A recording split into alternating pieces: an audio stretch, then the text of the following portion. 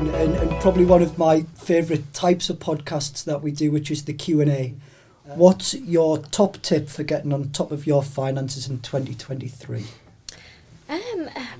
Then the UK will have avoided recession. So that's the kind of the headline that you'll see. I think the second thing... January feels like it's been positive for my investments. I think we'd all agree. We're all skin in the game at True Potential. We log in every day. And so it's a good question. So if we think month to date, balanced portfolio is up 3.4%. The aggressive portfolio is the best performer. That's up 4.2%. If you think what's been driving that? A question that come in from Tom, and I just wanted to say a sort of thanks to Tom, because this was a question that was raised on one of our YouTube videos.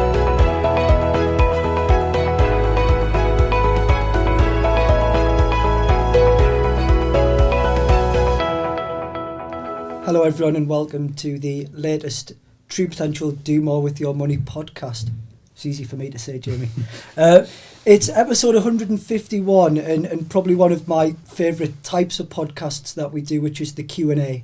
Probably for a couple of reasons. We get really challenged with a lot of questions that come from our clients, our viewers, our listeners and our advisors, but also it shows a real good level of engagement. We've had a fantastic record number of questions coming in, and I've got some experts with me for the next, say, 30-40 minutes to work our way through all of these questions. So just a couple of things before we get started. I looked at the numbers on our systems and worked out we've got 44 years of True Potential experience between us.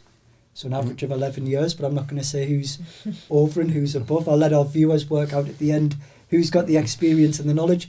But also there's 67 years of industry experience. Now, Chris, you're not 67, so it's not all you, okay? I got told I looked older than my age before, so... I don't know who would have said that. I can't imagine. Apologies for that again, Chris. But we've got a good plethora of knowledge, I'd hope, amongst all of us. We all have different roles within the company, and actually all the questions are a good mix as well. So I think let's do the introductions. I've got Jamie Sexton, Rebecca Wright, Rebecca Henderson, Rebecca Wright. Either will do. Either will do. I didn't want to get told off of Danny, that's all. So I've made that mistake with my own wife on the podcast before, so I didn't want to get it wrong with the newly married Rebecca. Is this your first one since, or you've been on some? No, I think I've done one since. Well, congratulations from me. Thank and we've also got Chris Leyland. So I think we've all been on podcasts and you've all done this before, so you know what's coming next. Let's get into the questions. I think we've got a lot to get through. So first question's from Ross. I don't know who I'm going to ask the question to, so just all jump in. The UK economic growth beat expectations in November. Wages are growing at a fast rate. And I don't like using this word, but I'm going to, because Ross has put it in his question, but is the reality that the cost of living crisis hasn't materialised? Now, I don't know. Do you want me to start? Maybe just give you some of the numbers. So basically, you have what you call a technical recession. So that's where you have 2 quarters of negative GDP growth. Now, what we saw last week was the GDP figures came out for November, and they surprised to the upside. So you saw an increase of 0.1%. The GDP figures for October showed an increase of 0.5%. So the view is that unless you get a GDP fall in December of 0.6%, which is fairly unlikely, then the UK will have avoided recession. So that's the kind of the headline that you'll see. I think the second thing for me is, the media sell negative stories. Now, I'm sure I've said this hundreds and hundreds of times. You walk past a newsstand, world is going to end, you're going to stop and think, God, no, the world's going to end. That's not a good thing. World is fine, you'll just walk past, because people like negative stories, and they've really focused in on the cost of living crisis and what this means. But if we just run through a couple of things, you've had the wage growth figures came through. So they came through, it was 6.1% annualized from October to November. You've seen China coming through, reopening. This may actually come as a surprise to everyone in this room, but also to viewers as well. If you look at energy prices, gas prices are actually the same as October 2021. So they're actually lower than when Russia invaded the Ukraine. So you're seeing some people actually getting maybe slightly positive surprises around their energy bills. So what you're seeing is that, the UK economy is maybe not in such dire straits as what the media paints us to be in, but maybe also what people actually thought was happening, say midsummer, something like that. So for me, I think the answer is I'd say the cost of living crisis, it'd be wrong of me to say it's not materialised, because I know some people are struggling. Obviously, inflation is still very high. But when I look at the numbers, it's certainly not as bad as maybe many people were thinking it would be in summertime last year. Yeah, it's interesting, Chris. Greg and I sat in two presentations very recently. When I say very recently, a few months ago, and we were told categorically the UK was going in a recession. So it is interesting how that change has happened over that sort of short period of time. Yeah, absolutely. I mean, we're not out the woods yet. Yeah, it'd be wrong of me to say that. But I think, what you've seen is that not just the UK, but actually the global economy has held up better than what many people actually thought it would do. Yeah, I think it is. You're right. Crisis is kind of a word to sell a newspaper, isn't it? If you put crisis on the front of a paper, it'll most likely sell. And also online media as well, which is has a big presence now as well. And if you used another word other than crisis, problem or issue or whatever, it just doesn't grab as much attention.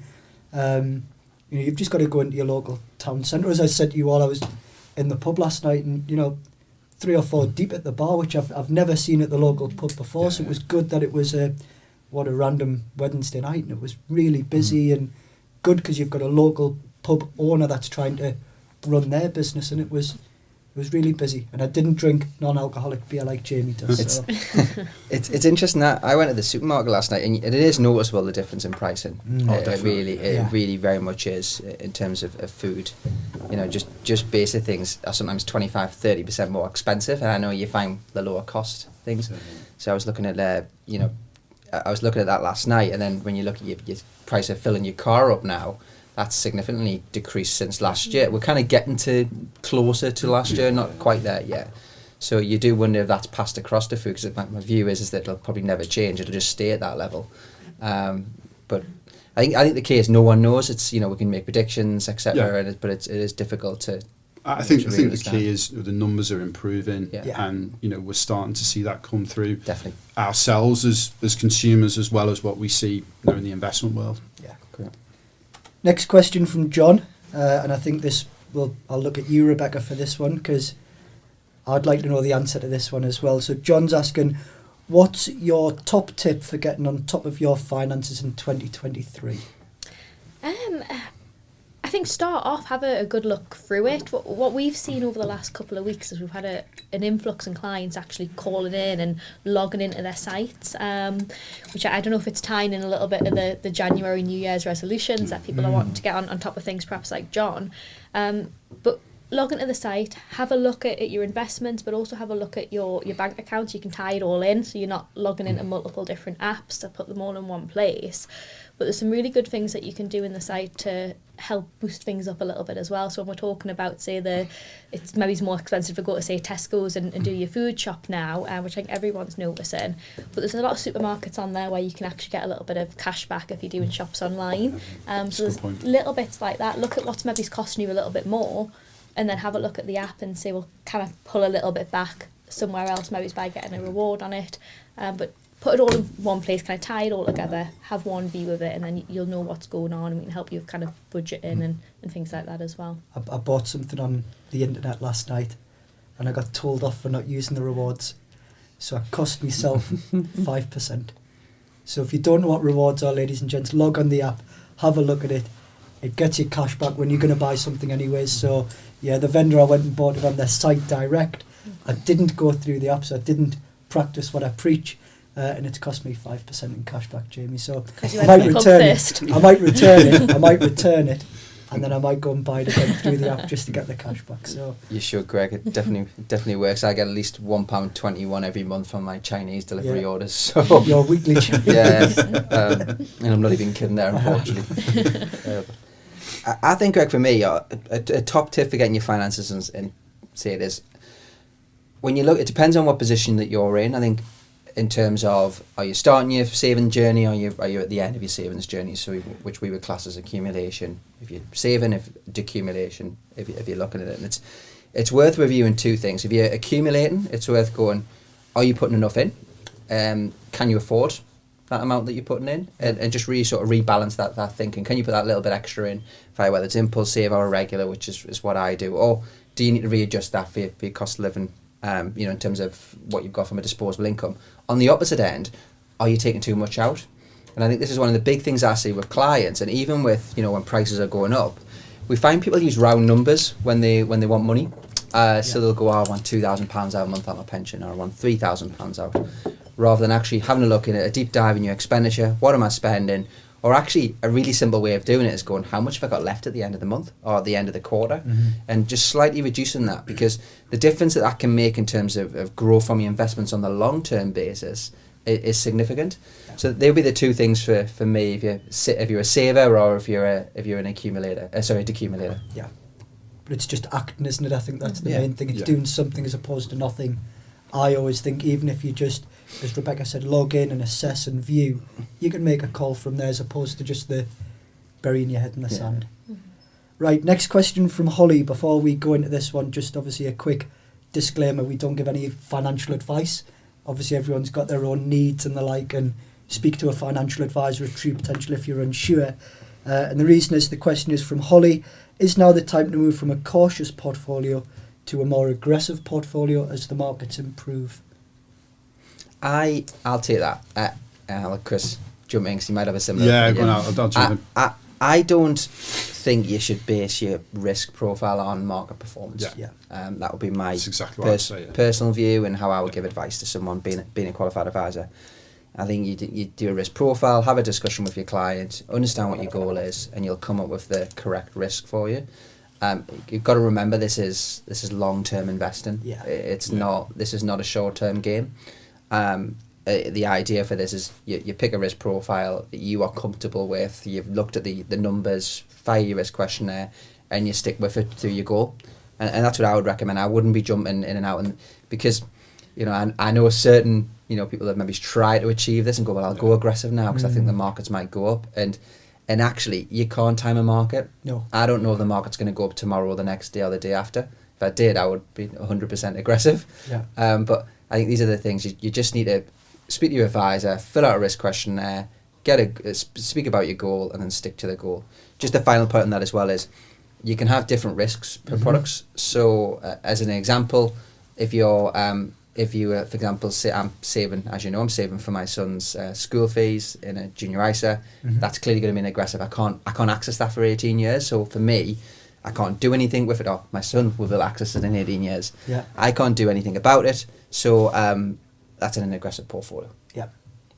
Just for me, I'd echo every single thing that you said there. I think, what we do as fund managers, so the True Potential team, but also the fund managers that we work with, is we will adjust risk within the specific risk category as per when we see opportunities to do that. What I would say is, to adjust from, say, cautious to aggressive is quite a big jump in risk. Therefore, you've got to be very, very sure that you want to do that, and it has to be a long-term decision around whether that's suitable for you or not. Yeah, I think so. And just for any listener, if you're ever considering going up the scale, down the scale on the risk rate, and speak to a member of Rebecca's team or one of our advisors, at any point we can do an ad hoc risk questionnaire to just really understand the right risk for you. So next question from Shane, and I think this one will take us probably all of 5 seconds to answer, because I think it's a good question nonetheless. So Shane's asked, is it worth transferring £20,000 each year from my general investment account into my ISA? The answer is it depends. The reason why you'd move money from a general investment account is you're obviously potentially paying tax on any growth on that, and an ISA you wouldn't, but you do have an allowance. So if you, for example, sold any fine art or other things, a business or something like this, and you potentially have a capital gains, then I would advise you to get an advisor just to look at that. But yes, if you haven't kind of haven't realised any gains in the year, it would be wise to move £20,000 into your ISA. Other area to consider, which a lot of people don't think about, is actually moving money from your pension into your ISA. Yeah. So your ISA into your pension, the way around. So you can get obviously gain from tax relief, and if you've got an IHT issue, inheritance tax problem, that's potentially an option. But once again, it depends on your circumstances. So speak to your advisor. Thanks, Jamie. Didn't think that one was going to be quick and easy. So I'll jump across to a question from Helen. January feels like it's been positive for my investments. I think we'd all agree. We're all skin in the game at True Potential. We log in every day and challenge Chris and his team when it's good and bad. I think that's fair to say. Has the tide turned, or is the road ahead still bumpy? I know you don't have a crystal ball. What are you guys hearing and seeing on the ground? Yeah, so it's a good question. So if we think month to date, balanced portfolio is up 3.4%. The aggressive portfolio is the best performer. That's up 4.2%. If you think what's been driving that, well, what you've seen is inflation prints coming lower than what was expected. So it's basically inflation's coming down quicker than what people are expecting. Yeah. Second thing is you've got China reopening. So you've got a massive part of the global economy coming back online. So whether that's kind of through manufacturing, through improved supply chains, whether that's through the Chinese consumer now starting to travel, to consume. I was in London, I was by Bond Street at the weekend, and there were massive queues outside quite a few of the luxury goods shops there.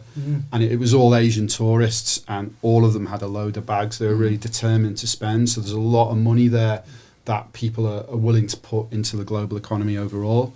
I think from what have we been doing within the portfolios, so both True Potential and the managers that we work with have been increasing exposure to emerging markets. Yep. So through both company shares, so equities, also through bonds. We've been indirectly increasing exposure to China, so through things like commodities. So China's the biggest consumer of commodities.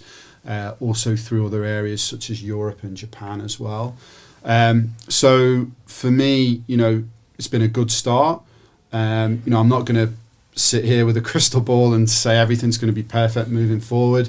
There's still a lot of things out there. Inflation is still elevated, even though it is coming down. Central banks are still raising rates, even though they're raising rates less aggressively than what they were doing last year. But certainly it's been a good start to the year. And I think what you're seeing is more good news come through compared to certainly what we were seeing the start of last year, mid last year. You're starting to see things definitely move forward from where we were last year. Chris, I'll ask you a question, but on the back of that. So you've obviously had a large share of the industry experience, as have I. How would you compare last year to, in terms of your experience being an investment manager across the years that you've been in the industry? Last year was terrible. So if you think of kind of what happened, say we actually looked at this as a team. So we've got sort of younger people that work with us as well as kind of older experienced people. And what I tried to do with them was to frame just how bad a year last year was. So if you look, you had global equities down around about 17%. You had, depending on which bond index you look down, bonds were down around about 20%. So it was a really, really tough year. You compare that to history, you're looking at over the last 20 years, there's only 2 years that show worse US equity returns. So I think that would be 2008, and I think that would be either 2002 or 2001, so right in the tech crisis. So that gives you a feel of what we saw last year. Obviously when we look to this year, we have had what was a very bad year. I think the key for me and our managers that we work with is actually because prices have come down so much, what you're seeing now is a lot of opportunity come through. If we look at our cash levels, we've taken cash down significantly within the portfolios. And the reason why we're doing that is because we're seeing good opportunity come through, favourable entry points overall, and I expect those cash levels to continue coming down in trading. Interesting. That was a question from Jamie. Yeah. When you got your own money, you like to ask these things. Well, it's very true and it's very topical. Rebecca, I'll jump across to you and maybe Jamie as well on this one. But from Mark, where can clients see the fees they are paying, and can you explain the fee structures at True Potential? So, where can we find them? Within the site or within your app. So if you click into any policy, because it will vary slightly depending on which portfolio you're in, but have a look into that policy. There's a tab on there titled fees and contributions, and that's going to give you essentially a statement of everything that you've paid in and everything which has gone out, which might be your own withdrawals, but it may also be fees that you're paying in various areas. We break it down so you can see clearly what you're paying, but you're going to have a mix in there of a platform charge, you'll have fund charges on there, and then you may also have an advice fee if you have a financial advisor as well. Yeah, and it's worth pointing out we display all of our charges in percentages, in pounds, in pennies, to just really have that transparent sort of site for clients. But also we have an unbundled charging structure as well. So as Rebecca said, Jamie, there's almost 3 levels of fees, but they do vary. You'll see a fund charge, so the charge for management of money, a platform charge for the money being on the technology and the platform, and then an advisor charge if you're paying an advisor fee for an ongoing basis. So they're the 3 you'll see. I think it's really important to be transparent with these things. I, as an advisor, have moved clients from other providers to True Potential and try and understand what the cost of things are, because actually it's important to try, compare cost. It's sometimes incredibly difficult. So I think it's a good thing that we are very transparent with that, as we are with valuations and other things on your site. Yep. So for Mark, they're on your app. Log in, go to the fees and charges. If you're unsure, just press the help button, and one of Rebecca's team will help you with that. So, yeah, very clear and easy to see. Keeping with you, Rebecca, Rachel's asking, how do I edit my beneficiaries on my True Potential account? So I think 2 things. One, beneficiaries is something that we're looking at quite closely in the office at the moment, and trying to make sure that every client has a beneficiary set up, but also that beneficiary is maintained and kept up to date, because sometimes you will want to change it. So if you don't have a beneficiary set up already, when you log into your site right now, you should actually see a banner across the top of the screen encouraging you to go in and set one up. So do click on that, and that's going to shortcut you straight to the right page. If, like Rachel, you've already got a beneficiary and you want to change it, or maybe add a second beneficiary, click into the same policy section that we've just spoke about, and within the edit section in your policy, you can see clearly who your beneficiaries are, and you can go in and you can change or add, remove, whatever it is you want to do. Dead easy. I can't echo how important it is to do that. One, because you just never know. You want your loved ones to inherit your money.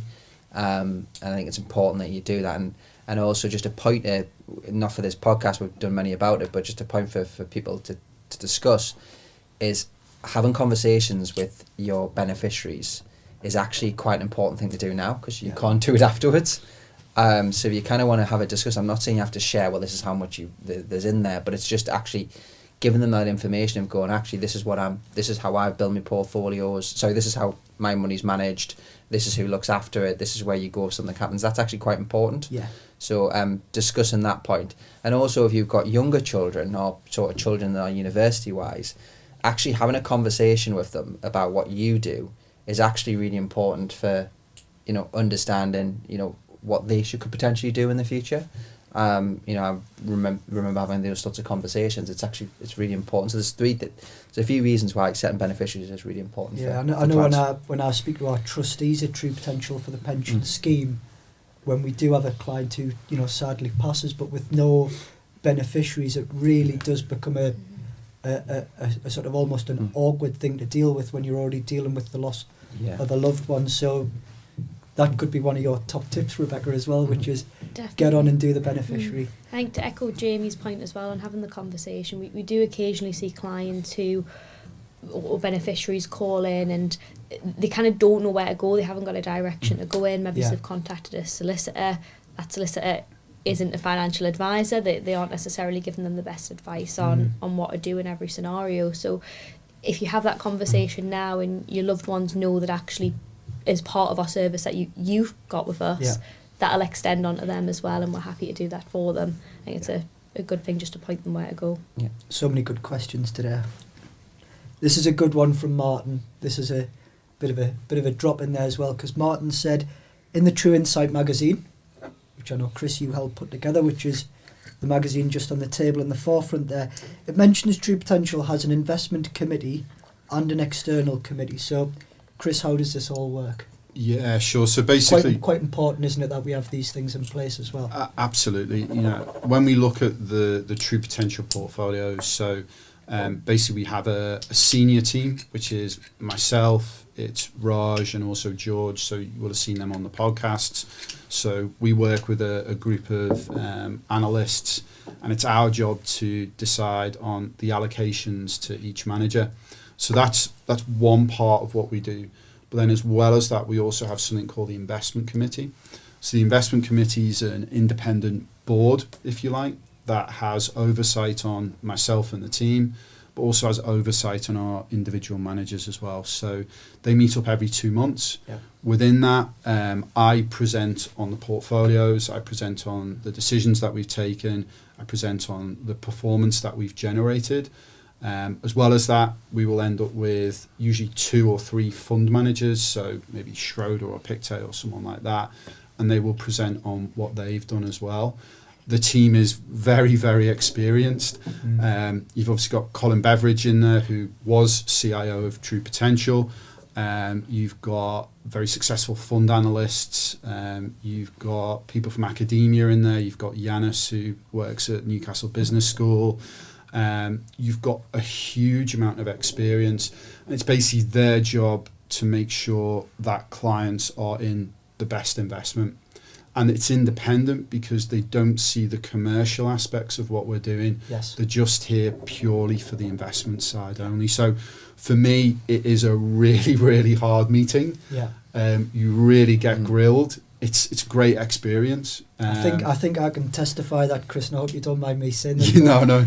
The last time, just before you were due to go in, I popped over to your desk and good morning, and and you were head down and you were focusing on what you were talking about, and you almost shooed me away from the desk. And I think later on, Greg, I shouldn't have done that. Later on in the day, we had a catch up, and you explained, obviously, you were meeting with our kind of externals. And I think the second thing on that is, for any viewers that maybe want to know a bit more, it's as simple as just going on Google and typing in True Potential Investment Committee, and it's the top search that comes back. So again, a bit like when Jamie said about the fees and charges, very transparent. Absolutely. We've actually got a dedicated website, all with the investment sort of team on there, as well as the external members, and it's got bios on each of them as well, so you get to see the level of detail of their history, which you were just alluding to. So I think if we've got 67 years, I could almost say that maybe one person in there is not that far away from having that experience on their own. Colin won't be happy you said that, Chris. So It'd be George. It'd be George. That's who I was thinking of. I didn't want to say George. Hope he doesn't watch this far. So, Jamie, I'll jump across to you, and this one's just a pure advice question, really, from David. How far in advance is it best to speak with a financial advisor regarding retirement? It's a funny one, because I think you should be in contact with your advisor on a regular basis. I'm not saying annual basis, but as you're accumulating your money and saving, it's worth just making sure you're on track. And you can do that with technology, but it's worth sort of engaging with your advisor on that basis. Yeah. As you're getting closer to retirement, so you're a good sort of year, 2 years of thinking about, right, I'm going to retire, that's when I would start getting to some dialogue of, right, how are we going to afford to retire? Where's the money going to come from? Is it going to come from my pension? Is there some guarantee and income coming? Can I actually retire? Can I facilitate what I want to do by retiring? Yeah. So I would say up to sort of 2 years before that, start engaging with those conversations with your advisor. But in terms of the ongoing and looking after it, it's worth speaking on a regular basis, or just looking at your site. Am I on track with my goal? If I'm not, do I discuss with my advisor about putting more in? Yeah. But they would be the 2 areas I would look at. Thanks, Jamie. So many questions to get through, but let's keep going, because I think we're getting loads of good input here. So I think if I jump to a question from Laura, which this isn't a planted question, I really enjoyed seeing this one on the list, but Laura's got a True Potential policy, but has asked, How can I transfer other policies to True Potential? And do I need advice before any transfer? So you can transfer them through your site. Do you need advice? It depends really on the type of policy that you're transferring. Some products do need advice, so an example being a final salary pension scheme, yes, you do need to speak to an advisor in most cases there. You may also have certain guarantees with your other provider that you want to have an advisor look over before you decide to transfer. Yeah. But for a lot of products, no, you don't need advice, and it would be your decision as to whether or not you feel comfortable making that transfer, or if you would rather chat with your advisor first of all. But there's a big button top right when you log in, your first screen on your website saying transfer or buy, and that'll help you guide you through the process of moving it over if you want to go down a non-advised route. Yeah, I think what I would just say there is consolidation is actually a good thing. Yeah. Consolidating to one part can make it easier for you, but it's just, as Rebecca said, it depends on the type of scheme you're in. This is why you have to have qualifications in pensions, because there's that many different types of pensions that have happened over the last 20, 30 years, worth just checking whether you're not losing any sort of really sort of important benefits out of your pension if you do move it. I'd say if you're unsure, just get in touch as well, because we it. don't mind even just checking over Yeah. your documentation. Even if you don't want to have that full sit down and take advice, we'll still check the documents for you and help you out. Exactly. A question that come in from Tom, and I just wanted to say a sort of thanks to Tom, because this was a question that was raised on one of our YouTube videos. So kind of a thank you for the positive comments on there, and also thank you for the question. So Chris, I think this is one for you from Tom, which is, what does China reopening mean for inflation? Yeah, it's a really good question actually, and it's one that we've been discussing with our managers over the last couple of weeks. So Yeah. there's a sort of school of thought out there that obviously China's going through what we went through in kind of mid 2021. So you're going from basically lockdown, what China calls zero COVID, into actually freedom. So being able to travel, being able to do whatever you want to do, eat out, go to the pub, all the things that we probably take for granted now. Yeah. And obviously what we saw when that happened in developed markets is actually you saw inflation come through. There's good reasons for that. Obviously you saw supply chain disruption, which pushed prices up. You then saw what happened with the invasion in Ukraine. Obviously, again, that pushed energy prices up. Now, the question is, when we start to see all this money flow into the global economy, when you start to see people consume again, will that be inflationary overall or not? And I think from the poll of the managers that we work with, they're not actually seeing that as a main worry right now. What they're seeing is actually that China reopening, they're taking it more as a positive. And they're actually taking it more that we're going back to a more normal functioning global economy, going back to what we had previously realistically. So a lot of the bottlenecks, things like the supply chains, all that kind of stuff that we've talked about before, a lot of that hopefully should become more normalized, if that's the right word. I don't actually know what normalized is now. Yeah. So for me, I'd say that's not a worry right now.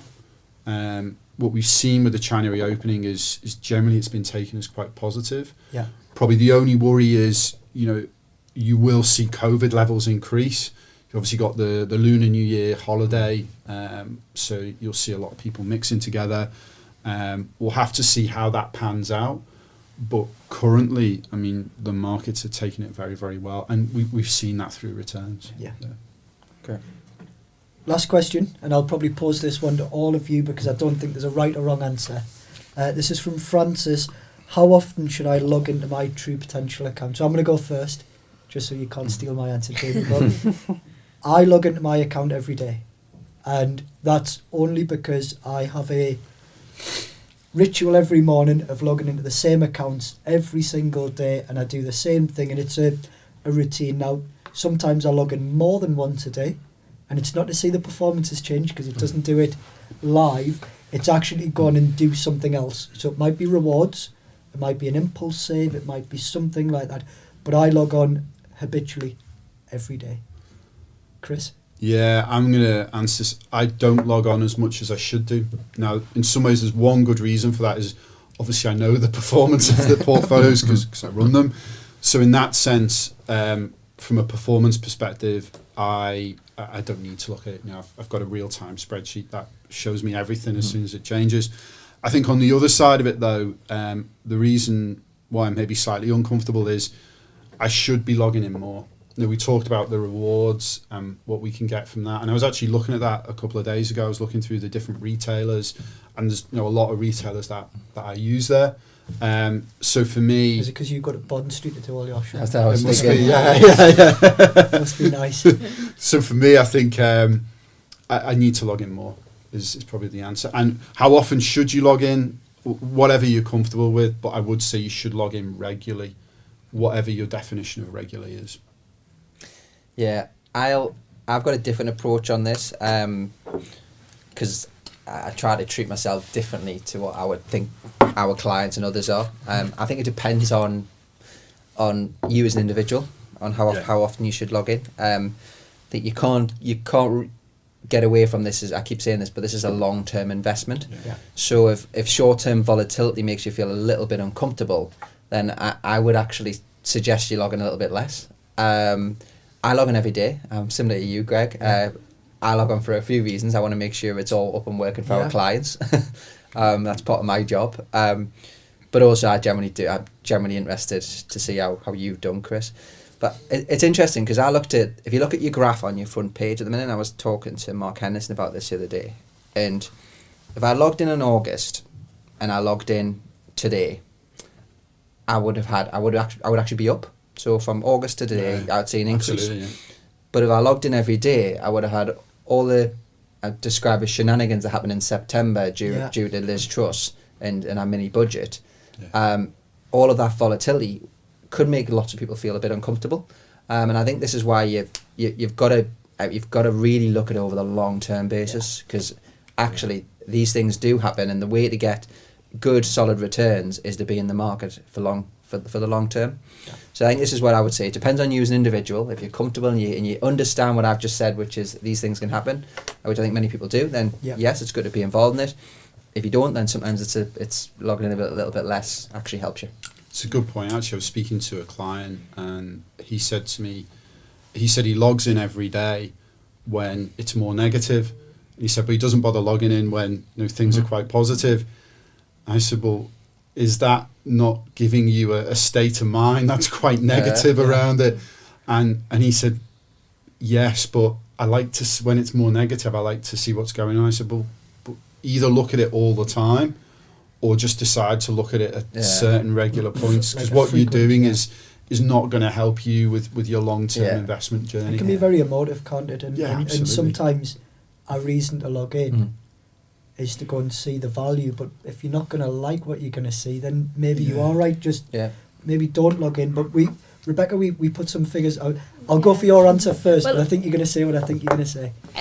I feel bad none of us have given Francis a straight answer, but Sorry. But you're right, it depends on what your driver's on. I think in the case of the gentleman you just mentioned who's logging in the bad times, there's more information on there than just the numbers. Yeah. So and just before this session I saw you recording the morning market series. I nearly waltzed in thinking it was time to start the podcast. And you could have come in and filmed it if you wanted. I wouldn't have minded. Probably would have been better, Chris. It would have been, But there's more information there, so if you are someone who is logging in and maybe you want to know more about that number, watch those videos as well. They're at the top of your feed every single morning. It gets updated every weekday.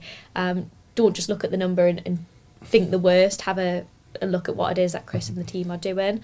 But it is a long-term thing. You don't necessarily need to look at it every day. And I think I'm with you, Greg, if you're logging in to use things like rewards or you're looking at your banking in there. You're enjoying it more. There's a little bit more to kind of keep you going when you're shopping online. It's worth logging in. I think the comparison is when, Jamie, you were talking about other companies where you're trying to work out the charges and you're trying to understand it. Most of the companies, you maybe get an annual statement. So you're not seeing what you mentioned earlier, the September, the October. You don't see that. You get 2 fixed dates. You get your statement from last year, your statement from this year, and you go, it's just, and that's all you've got. So there could be a bit of an argument to say actually just log in as little or as often as you like, but just going back to the top tip, it's keeping engaged with your investments, isn't it? I think important not to compare those annual statements with what's happened, say, in the last week. Yeah, When correct. You always look Or over the last same. day in certain cases. Yeah, exactly. Definitely.